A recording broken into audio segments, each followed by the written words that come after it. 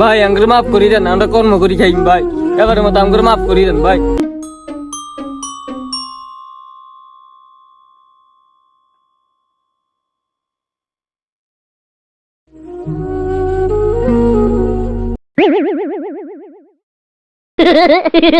ভাই আমার কোকটিয়া দেন না, আমরা কিন্তু আবার ফকির না ভাই।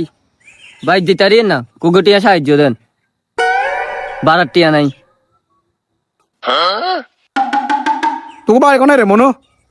ভাই আঙ্গু ভাই তো চন্দনা ভাই।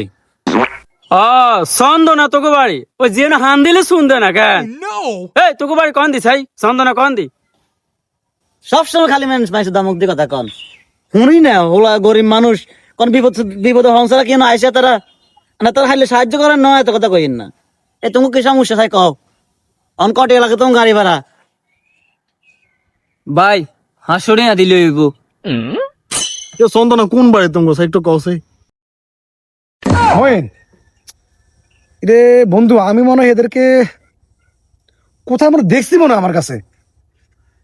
স্যার কোনো স্যারও এমন লাগে, চিনে চিনে লাগে চিনে চিনে লাগতেছে না, আবার ভুলও লইতে পারেনি কেন। আচ্ছা যাক, মনে পড়তেছে কিন্তু কোথায় মনে দেখছি এরকম লাগতেছে আমার কাছে। এত কথা কোনো দরকার নাই, আঙ্গো যা যা তৌফিক আছে আর কিছু কিছু দি, তারা যেটা মন সেটা ওকে বার করো বার করো। এই হ্যাঁ কি টিয়া দিতি এরে বেটা, আর কিছু সন্দেহ লাগে রে বেটা? কমে লাগে কেন? হ্যাঁ খাড়া আগে কথা কইলই তারপরে টিয়া দিউম খাড়া। এরে ও চন্দনা তোকে কোন বাড়ি সে ক? চন্দনা টাওয়ার বাড়ি। এই মিয়া চন্দনা কোনো টাওয়ার বাড়ি আছে মিয়া? এই খাড়াও, এই ব্যবসা কবে তুন করো? সিটিং বাজি ব্যবসা করো মিয়া? এই ধর এতকে ধর, এই ব্যক্তি ধর, বাট ফরাগল। ঠিকই তো কইছেন, সন্ধ্যা তো টাওয়ার বাড়ি নাই। বাটপার না এডি। এই তুই ঠিক করে ক, এই বাটফারে কতদিন ধরে করস? ঠিক করে ক।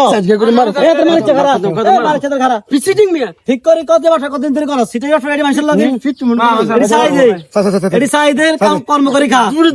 এই খারাপ না কথা দেন না, মারিলে এডি চাই দে কর্ম করি খা। এইসব বাটফা বাটফা চাই দে। তোকে তাই এত কি সিজন দেখছি এদিকে কথা দেন। ভাই আঙ্গুর মাফ করি দেন, আমরা কর্ম করি খাইম ভাই, এবারের মতো আঙ্গুর মাফ করি দেন ভাই, এবারের মতো। বর্তমান সময় কিছু মানুষ অন্যের বিপদ ও অসহায়ত্বকে পুঁজি করে প্রতারণার পথ বেছে নিচ্ছে। তারা মিথ্যা গল্প, সাজানো কান্না কিংবা অভিনয়ের মাধ্যমে মানুষের সহানুভূতি আদায় করে টাকা বা সুবিধা নেওয়ার চেষ্টা করে।